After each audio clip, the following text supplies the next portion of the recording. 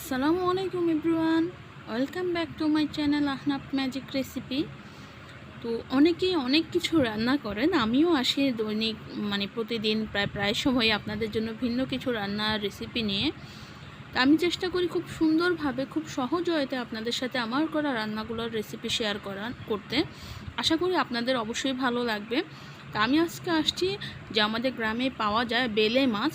তো বেলে মাছটা অনেকেই খেতে চায় না, বাট আমি যেভাবে দেখাচ্ছি ওইভাবে রান্না করলে আশা করি কেউ নিরাশ হবেন না। তো চলুন দেখে নেই কীভাবে বেলে মাছটা রান্না করতে হয়।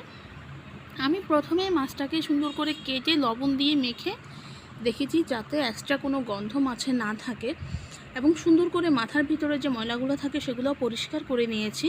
এটা কিন্তু খুব বেশি ইম্পর্ট্যান্ট, লবণ দিয়ে ভিজিয়ে রাখা, তাহলে মাছের যে আষ্টে গন্ধ ওইটা চলে যায়। আমি চুলাতে একটা ফ্রাই প্যান বসিয়ে দিলাম এবং পর্যাপ্ত পরিমাণ সরিষার তেল দিয়ে দিয়েছি। আমি সব সময় রান্নাগুলো সরিষার তেলে করতেই বেশি পছন্দ করি, এবং আমার কাছে মনে হয় মাছ জাতীয় আইটেমগুলো সরিষার তেল দিয়ে করলে আলাদা একটা টেস্ট আসে। তেলটা গরম হয়ে গিয়েছে অলরেডি। আমি এখানে 1 কাপ পরিমাণ পেঁয়াজ কুচি দিয়ে দিয়েছি। পেঁয়াজটাকে আমরা একদম বেরেস্তার মতো করব না, কিন্তু হালকা একটু ব্রাউন করে নিব, একটু সফট হওয়া পর্যন্ত পেঁয়াজটাকে ভেজে নিব। এখানে যেহেতু সরিষার তেল ইউজ করা হয়েছে, তো সরিষার তেলে একটু ফেনা ফেনা হয়, সেটাতে ঘাবড়ে যাওয়ার কোনো কিছুই নেই। এখন আমি এটাতে কিছু মশলা অ্যাড করব। আমি এখানে 1/2 চামচ আদা বাটা এবং 1/2 চামচ রসুন বাটা ইউজ করেছি।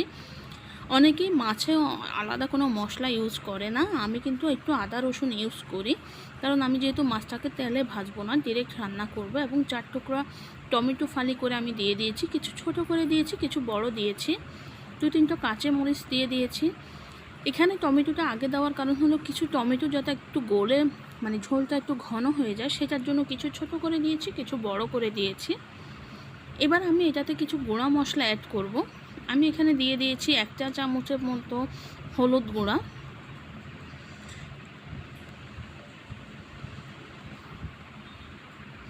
এবার দিয়ে দিচ্ছি 1/2 চা চামচের মতো লাল মরিচের গুঁড়া। আমরা যেহেতু কাঁচামরিচ ইউজ করেছি, মরিচের গুঁড়াটা একটু বুঝে শুনে দিবেন। একটু সামান্য পরিমাণ পানি দিয়ে দিয়েছি, কারণ গুঁড়ো মশলা দিলে অনেক সময় মশলাটা পড়ে যাওয়ার সম্ভাবনা থাকে, তো সেই জন্য একটু পানি দিয়ে দিলে মশলার কালারটা অনেক সুন্দর হয়।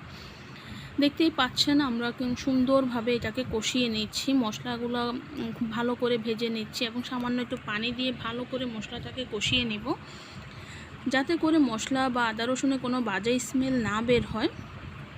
যখন এইভাবে তেলটা উপরে ভেসে উঠবে তাহলে বুঝতে হবে যে মশলাগুলো কষানো হয়ে গিয়েছে। এই পর্যায়ে আমি যে মাছগুলো ধুয়ে রেখেছিলাম সেই মাছগুলো দিয়ে দিচ্ছি। এই প্রথম অবস্থায় একটু ভালো করে নেড়ে নেবেন মশলার সাথে, অনেক বেশি জোরে জোরে নাড়ার দরকার নাই। আমি কিন্তু খুব আস্তে করেই নেড়ে দিয়েছিলাম। মাছগুলো অনেক নরম থাকে, এই পর্যায়ে ভেঙে যাওয়ার সম্ভাবনা থাকে।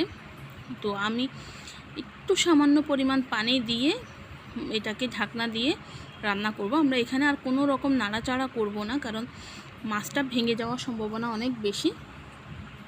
কিছুক্ষণ পরে দেখছেন ফিরে আসছি, আমি কিন্তু জাস্ট হালকা করে একটু নেড়ে দিয়েছি। আমি কিন্তু ওটাকে একদম ভালোভাবে ঘুটে দেইনি। ঘুটে দিলে হবে কি মাছগুলো ভেঙে যাবে। আমাদের রান্না অলমোস্ট কমপ্লিট, আমাদের আর কিছুর প্রয়োজন নেই। আমি এখানে উপর দিয়ে একটু ধনেপাতা কুচি ছড়িয়ে দিয়েছি।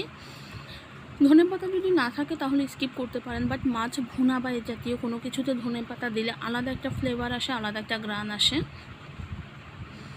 দেখতেই পাচ্ছেন আমি কিন্তু একদম বেশি ঝোল রাখবো না, আমি একটু মাখা মাখা টাইপস রাখবো। আমি একটু আলতো হাতে মাছগুলোকে একটু এপিট ওপিট করে নেড়ে চেড়ে দিচ্ছি। আমাদের রান্না অলমোস্ট কমপ্লিট। আমি ফিরে আসছি আপনাদের সাথে সার্ভ করার জন্য। তো দেখলেন তো কত সুন্দর এবং সহজে এই যে আমাদের কালারটা এত সুন্দর হয়েছে। ভিডিওতে আসলে এক্স্যাক্টলি কালারটা আসে নাই। তো আজকে দেখলেন তো আমি কত সহজে একটা ভালো রেসিপি শেয়ার করলাম। তো যদি আমার রেসিপিগুলো ভালো লাগে অবশ্যই আমার চ্যানেলটাকে সাবস্ক্রাইব করবেন। পাশে থাকা যে বেল বাটনটা আছে ওটাও অবশ্যই ক্লিক করে রাখবেন, তাহলে পরবর্তী ভিডিওর নোটিফিকেশন অবশ্যই পেয়ে যাবেন। আবারও হাজির হব নতুন কোনো রেসিপি নিয়ে। আর যারা অলরেডি আমার চ্যানেলটাকে সাবস্ক্রাইব করেছেন তাদেরকে অসংখ্য ধন্যবাদ। আর একটা কথা, আপনাদের যদি কোনো কমেন্ট থাকে তাহলে অবশ্যই কমেন্ট বক্সে জানাবেন। কোনো রেসিপি যদি রিকোয়েস্ট থাকে তাও জানাবেন। আমি চেষ্টা করব খুব সহজ ওয়েতে আপনাদের সাথে আমার রেসিপিগুলো শেয়ার করার।